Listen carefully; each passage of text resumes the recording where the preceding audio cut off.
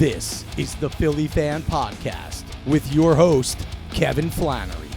Welcome back to another edition of the Philly Fan Podcast. I'm Kevin Flannery, your host, and today we'll be recapping everything that happened since I did not talk to you for the last week. So we'll start with, we recorded the podcast on November 7th. It didn't come out till a little bit later than that, but we'll start with that night. 76ers beat the Suns 100-88. PJ Tucker, not the greatest player. I don't really like him that much because he stands there, can't shoot threes, and it's definitely a struggle. He goes out there for 30 minutes, delivers 4 points and 8 rebounds, and does about nothing. Also, Flyers, this was their only time they were ever decent throughout the last week. They finally won a game, and they won that game 5-1 over the Blues. I'm starting to think it was just because the Blues are not good. The Flyers improved their record to 7-3 that night. They became fourth in the Metropolitan Division behind the Hurricanes that were 8-3. MLB offseason started last Thursday, so we got some MLB offseason rumors. Makataka Yoshita. I apologize if I said the name wrong. It's a Japanese outfielder. Always has had Bryce Harper as his idol, so his interest level for the Phillies is very high. People started to get some more reports on Thursday that Bryce Harper would be having his UCL surgery, which is what was disabling him to play the outfield. He could hit. We saw that in the playoffs. He could hit home run after home run, but we're going to need him to play the outfield because Nick Castellanos is a butcher. He cannot field out there. He can't. Sorry, he can't. Then is something that's going to go under the radar because most people just don't watch college basketball. Me saying yes, because I don't watch much college basketball either. But I did see that on Friday, the Temple Owls are unranked, and they beat Villanova, who's ranked in the top 10. Temple was the home team, so that's the first time the Owls have beaten the Wildcats, and all the Temple fans got to storm the court. Not once, but twice.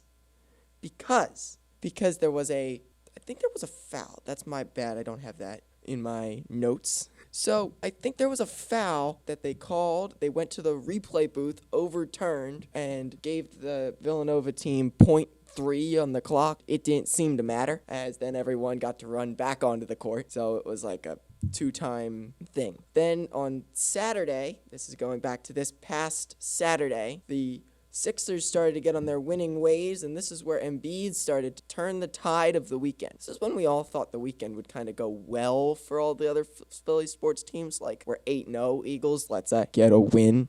Sixers won that game 121-109. The Sixers improved to 6-7 on the year, and Embiid scored a season-high 42 points, which would then be changed by the next game of what his season high would end up being. Maxey had 26, and guess what you know, our big friend PJ Tucker decided to be out there for 31 minutes and score 2 points this time. So we're not really getting any better. He's big, he's clunky, and he doesn't get points. And there we go. Flyers started to lose. Flyers lost 4-1. So that was unimpressive. We played the Senators, which our old friend Claude Giroux used to be a Flyer, and now he's on the Senators, and he did not have a goal, but he had 2 assists, and our only goal came from a guy, Kevin Hayes. Then Sunday. Like last time, you get my Sunday football recap part of this podcast.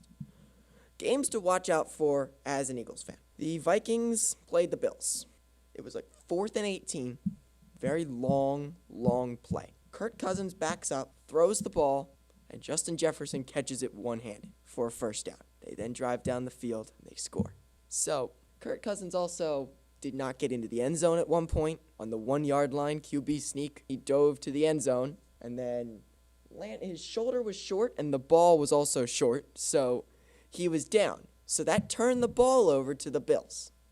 The Bills get the ball at the 1-yard line, and they fumble the snap, so the Vikings pick it up in the end zone for a touchdown. So they didn't get the touchdown their first attempt, so the Bills had to kind of give them a touchdown. Now the Bills are down. The Bills get the ball. They drive all the way down the field in, I think it was less than a minute or something. Drove all the way down the field. They made some amazing catches on the sideline. Another one-handed jumping catch from their guy. They drive all the way down the field, kick a field goal. Game is tied. Vikings get the ball to start. It's not how it ended. Vikings went down, got their field goal friend to make it 33-30. The Bills have a shot to go to the end zone for a touchdown and to end the game. Josh Allen throws an interception, and the Vikings win. As Philly fans, we needed the Bills to win. And what do you know? This is the start of the downfall of the football weekend. But also, Cowboys made us feel better because Mike McCarthy should never be employed.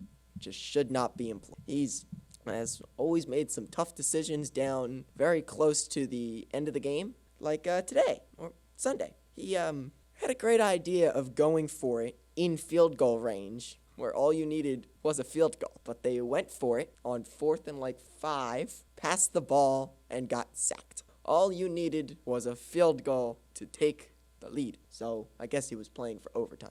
We like it. Packers went down. They won the game because other things happened in the overtime. But the important part was that the Cowboys lost to the Packers in overtime, 31-28. Other games, as an Eagles fan, the Giants. I hate the Giants. The Giants beat the Texans 24-16. The Steelers beat the Saints 20-10. The reason that's important is because the New Orleans Saints have the Eagles draft pick that we got from them. So Eagles draft pick can be in the top 5, even if we make it to the Super Bowl. It's very unlikely. And the Indianapolis Colts beat the Raiders in Jeff Saturday's first game as a head coach. First game as a coach. Came straight off the ESPN reporting job, right into being a head coach. And won his first game against the Raiders. Reason that's important for the Eagles is we play the Colts on Sunday. Now, also that night that kind of went under the radar a little bit if you were watching the football games, Joel Embiid had a 59-point game. So much for that old record. We're at 59 points now. So much for the old record of 42 in a season. Now his season best is 59, which would take a lot to beat. So then we had pretty much our final big topic here. The Eagles versus the Commanders. The Eagles lost 32-21. First loss of the year. We were 8-0, now we're 8-1. Doesn't feel too good. A really bad run defense. It only got 3-point-some yards per carry on the run, but they ran the ball 42 times, so I think running the ball was effective. Sanders only ran the ball 12 times in the game for the Eagles. That was not efficient, and only ran it, I think, 3 times in the first half. Also, not going to win. Only 20 total runs by the Eagles. Again, not going to win football games. A.J. Brown had 1 reception for 7 yards. Not going to win a football game. They turned the ball over like wildfire. Whoever got the ball looked like they had a virus from Reese Hoskins because they couldn't catch it or hold on to it. Eagles had 3 fumbles. Highest receiver was Quez Watkins, who shouldn't even be considered as a receiver after he fumbled the ball as well. We were Mr. Fumble all weekend. Fumbled, caught the ball, kept running, got tackled, and then fumbled the ball as he stood back up.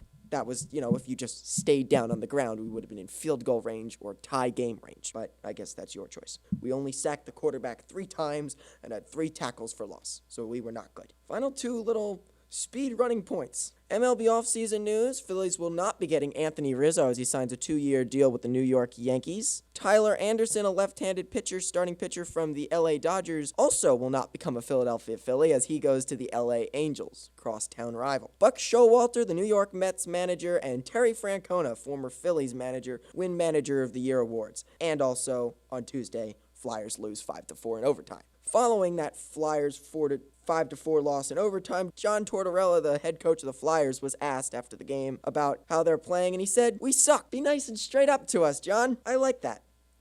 Cy Young Award goes to Sandy Alcantara. Aaron Nola finishes 4th in the voting. Brooklyn Nets are questioning Ben Simmons' passion for the game. And Bryce Harper is going to have his UCL surgery. Officially going to have the UCL surgery. We do not know if it'll be full Tommy John or not. Thank you very much for listening to this Philly fan podcast. For my sit-in partner, Caleb Cleveland, I'm Kevin Flannery, signing off.